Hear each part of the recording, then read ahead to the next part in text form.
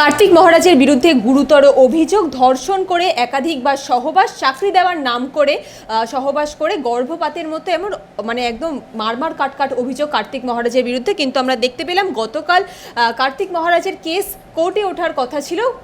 গুরুতর অসুস্থতার জন্য তিনি কোর্টে এলেন না, তার আগের দিন আগাম জামিনের জন্য তিনি কোর্টে গিয়েছিলেন কলকাতা হাইকোর্টে। সব মিলিয়ে এই যে তার কি মনে হচ্ছে, ভয় পেয়েছেন, তাই জন্য কি এরকম আগাম জামিনের চেষ্টা করছেন, কি বলবেন? সর্বোপরি প্রথম কথা হচ্ছে, যখন এত বড় অভিযোগ সামনে এলো, বিজেপির মতো দল যারা রাস্তায় নেমে গলা ফাটাচ্ছে, যারা দেখানোর চেষ্টা করছে মহিলা সুরক্ষা, নারী ক্ষমতায়ন, মহিলাদের ব্যাপারে এরা এত চিন্তিত, এদের বুক ফেটে যাচ্ছে, শুভেন্দু, সুকান্ত, কৌস্তব বাগচির মতো দুটাকার নেতারাও হাই হাই করে চেঁচাচ্ছে, মিছিল মিটিং করছে, তাদের তো একবারও দেখলাম না কার্তিক মহারাজের বিরুদ্ধে প্রতিবাদ করতে। Number one. Number two, Kartik Maharaj স্বয়ং কোর্টে দৌড়চ্ছে আগামী জামিনের জন্য, একবারও তো বললো না ব্যাপারটা মিথ্যে বা ব্যাপারটা হয়নি। তার মানে একটা জিনিস প্রমাণিত যে ঘটনাটা ঘটেছে। একজন ভারত সেবাশ্রমের মহারাজ গেরুয়া পোশাক ধারণ করে ধর্মের আড়ালে, এই যে সনাতন ধর্মের স্বঘোষিত ধারকবাহক বিজেপি, তাদের নয়নের মণি কার্তিক মহারাজ ভারত সেবাশ্রমের মতো আশ্রমে গেরুয়া বস্ত্র ধারণ করে হিন্দু ধর্মের আড়ালে একজন ভদ্রমহিলাকে ভারত সেবাশ্রমের একটা স্কুলে চাকরি দেওয়ার নাম করে বছরের পর বছর ধর্ষণ, তারপরে জোর করে ভারত সেবাশ্রমের অধীনে থাকা কাঞ্জিলাল নার্সিংহোমে গর্ভপাত, তারপরে তাকে ধমকানো চমকানো। এর থেকে বড় গুরুতর অভিযোগ কি থাকতে পারে? যারা আজকে কসবা ল কলেজের ঘটনা নিয়ে রাস্তায় গলা ফাটাচ্ছে, মিছিল করছে, মিটিং করছে, সেটা বিজেপি হোক, সেটা সিপিএম হোক, সেটা কংগ্রেস হোক, সেটা সভ্য সমাজ হোক বা নাগরিকগণ হোক, তাদের সবাইকে বলবো যে যদি আপনারা কসবা ল কলেজের ঘটনা নিয়ে গলা ফাটান ন্যায্য, তাহলে কার্তিক মহারাজের বিরুদ্ধেও গর্জে উঠুন। একটা জানোয়ার যেটা কসবা ল কলেজে করেছে, 12 ঘন্টার মধ্যে গ্রেফতার হয়েছে, পশ্চিমবঙ্গ সরকার সর্বোচ্চ শাস্তি দাবি করছে বা চাইবে সর্বোচ্চ শাস্তি। তাহলে ঠিক একইভাবে একজন মহিলাকে চাকরির টোপ দিয়ে দিনের পর দিন, বছরের পর বছর ধর্ষণ, তারপর জোর করে গর্ভপাত, তাহলে কার্তিক মহারাজের বিরুদ্ধে কেন ফাঁসির দাবি উঠবে না? এটাই তো প্রশ্ন। কোথায় সভ্য সমাজ? তার মানে কি বিজেপি হলেই আপনার সব অভিযোগ খারিজ হয়ে যাবে? কুলদীপ সেঙ্গার থেকে বিভূষণ শরণ সিং থেকে প্রজ্বল রাভান্না থেকে এখন আবার বঙ্গ বিজেপির বড় নতুন সভাপতি, বড় নেতা, সাংসদ শ্রমিক ভট্টাচার্য, তিনি তো ফোকাসে এসেছিলেন অনন্যা চ্যাটার্জি কাণ্ড থেকে। সব লম্পট, সব ধর্ষক কি বিজেপির? আর তারপরে এরকম একটা সাধুর বেশে একটা শয়তান, এইরকম একটা ধর্ষককে শুভেন্দু চ্যাংদোলা করে দিল্লিতে নিয়ে গিয়ে নরেন্দ্র মোদীর পাশে ছবি তুলিয়ে পদ্মশ্রী পুরস্কার। আমি তো প্রথম বলবো পদ্মশ্রীর অপমান হয়েছে, পদ্মশ্রী ফেরত নিক।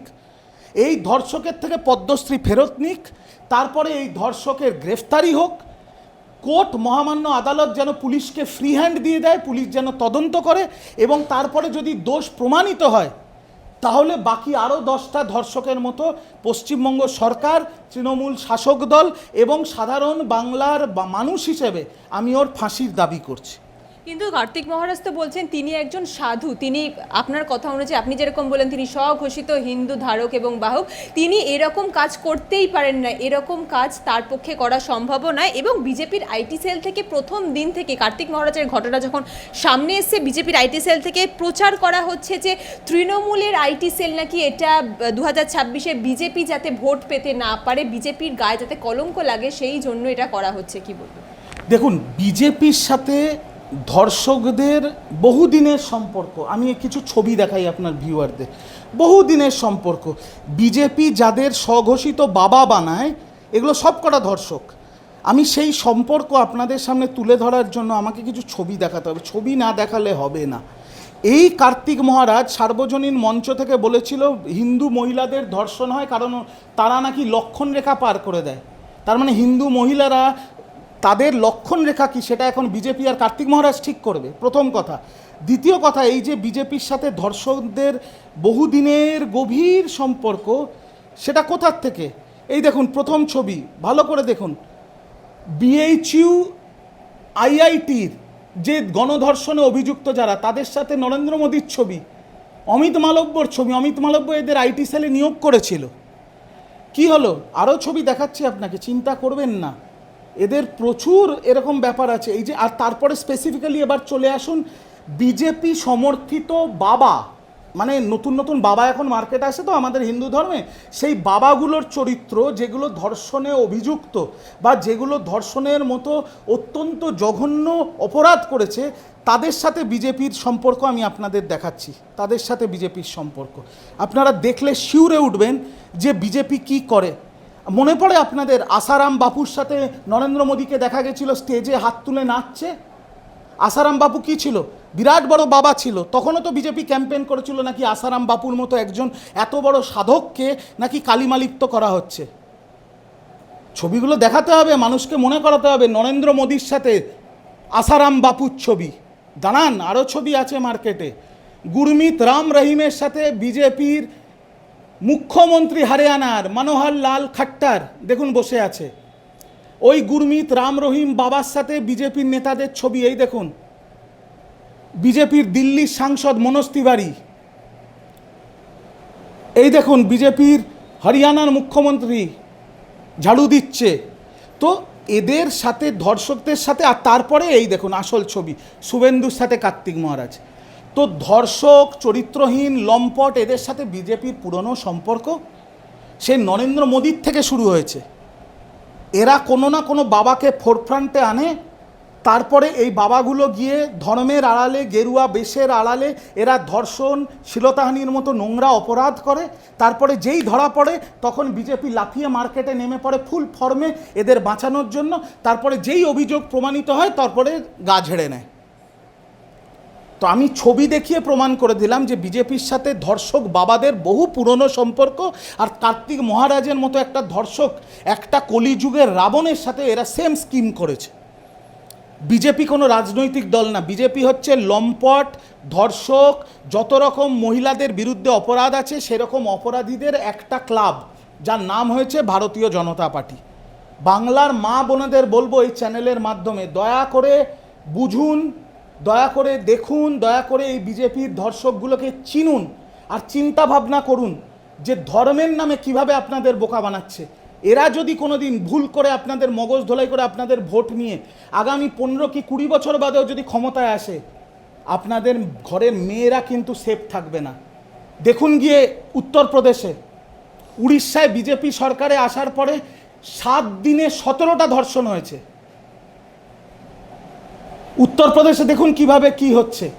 তো যদি বাংলাকে সুরক্ষিত রাখতে হয়, বাংলাকে শান্ত রাখতে হয়, বাংলাতে আপনার মা, মেয়ে, আপনার বোন, আপনার দিদি, বাড়ির মা বোনদের সুরক্ষিত রাখতে হয়, দয়া করে বিজেপির এই রাক্ষসগুলোর থেকে দূরে থাকুন। তাহলে বাংলা ভালো থাকবে, আপনার বাড়ির মা বোনেরা সুরক্ষিত থাকবে। আমরা দেখেছি বিগত দিনে শুভেন্দু অধিকারীকে কলকাতা হাইকোর্ট একটি রক্ষা কবচ দিয়ে রেখেছে। এরপর কার্তিক মহারাজা যদি সেম রক্ষা কবচ পায়, তাহলে সেই ক্ষেত্রে পরিস্থিতি কোথায় গিয়ে দাঁড়াবে? তাহলে মানুষের দেখুন, বারংবার মহামান্য হাইকোর্টের কিছু জাজমেন্ট, আমি তো জাজদের নিয়ে বলতে পারবো না, তাহলে আবার রুল জারি করবে, কিন্তু জাজমেন্ট তো আমরা ক্রিটিসাইজ করতে পারি। বারংবার মহামান্য হাইকোর্টের জাজমেন্ট আসার পর মানুষের কোর্টের ওপর থেকে আস্থা হারিয়ে যাচ্ছে। শুভেন্দুকে এমনভাবে রক্ষা কবচ দেওয়া হয়েছে যে শুভেন্দু যদি কলকাতার ধর্মতলার 5 মাথার মোড়ে যদি কাউকে গুলি করে খুন করে, তাহলেও কলকাতা পুলিশকে তাকে অ্যারেস্ট করার আগে কোর্টের থেকে পারমিশন নিতে হবে। এটা কোনো দিন ভারতবর্ষের ইতিহাসে এটা অজানা, এটা হতে পারে না, এটা কোনো দিন হয়নি। ঠিক একইভাবে যদি কার্তিক মহারাজের একটা মতো একজন ধর্ষককে যদি কোর্ট রক্ষা কবচ দেয়, তাহলে আমার আর কিছু বলার নেই। তাহলে বুঝতে হবে যে কোর্ট এখন ধর্ষকদের বাঁচানোর চেষ্টা করছে। এটা আমাদের দুর্ভাগ্য হবে, আর কিছুই না। একেবারে শেষ প্রশ্নে যাব। কসবা ল কলেজ কাণ্ডের পর একাধিক মিছিল বার করেছে বিজেপি। সেখান থেকে দেখা যাচ্ছে শুভেন্দু অধিকারী থেকে সুকান্ত মজুমদার এবং বঙ্গ বিজেপির বহু শীর্ষ নেতারা কন্যা সুরক্ষা যাত্রা বার করেছে, যাদের দলে একের পর এক এরকম ধর্ষকদের আনাগোনা লেগে আছে এবং বসবাস, তারা কন্যা সুরক্ষা যাত্রা অভিযান শুরু করেছে। কি বলবে? দেখুন, যে দলের নবনির্বাচিত রাজ্য সভাপতি শ্রমিক ভট্টাচার্য তিনি সভাপতি হওয়ার পর প্রথম ফেসবুকে পোস্ট করেছেন তার হাতে বহু বছর ধরে ধর্ষিত এবং তার হাতে বহু বছর ধরে যাকে অত্যাচারিত হয়েছে অনন্যা চ্যাটার্জি নামক একজন ভদ্রমহিলা, তিনি ফেসবুকে পোস্ট করেছেন, সেটা ইতিমধ্যেই ভাইরাল। তার আগের বহু বছর আগে তার কান্না এখন ভাইরাল হয়ে গেছে। তো যে দলের সভাপতি এরকম লম্পট, সেই দলের থেকে আপনি আর কি আশা করবেন? শুভেন্দু নয়, ডোন্ট টাচ মাই বডি। বাকিগুলো চরিত্র দেখুন, এক একটা সোনায় বাঁধানো চরিত্র। এরা নারী সুরক্ষা নিয়ে মিছিল করছে। আরে যা না ভাই, মণিপুরে যাস না। এই যে শুভেন্দু অধিকারী, এর স্বঘোষিত বাবার নাম তো নরেন্দ্র মোদী। আমি বলছি না, ও তো নিজে বলেছে আমি মোদির বাচ্চা। ওর বাপের ক্ষমতা হয়েছে মণিপুরে যাওয়ার, ওর বাপের ক্ষমতা হয়েছে উত্তরপ্রদেশে হাতরাসে যাওয়ার, হয়নি তো? তো যাদের দলের শীর্ষ নেতৃত্ব থেকে রাজ্য সভাপতির এই অবস্থা, তাদের দল এইসব মিটিং মিছিল এইসব নাটক করবে নারী সুরক্ষার নামে, কন্যা সুরক্ষার নামে। বাংলার মানুষ সব দেখছে, বাংলার মানুষ এদের ইঞ্চিতে ইঞ্চিতে জবাব দেবে। আর আমি আপনাকে দায়িত্ব নিয়ে একটা কথা বলছি শেষ করার আগে, বিজেপির পালিত, লালিত এবং পালিত যে বড় বড় গদি মিডিয়ারা আছে, তারাও বলা শুরু করেছে বিজেপি হয়তো 50টা আসনও পাবে না।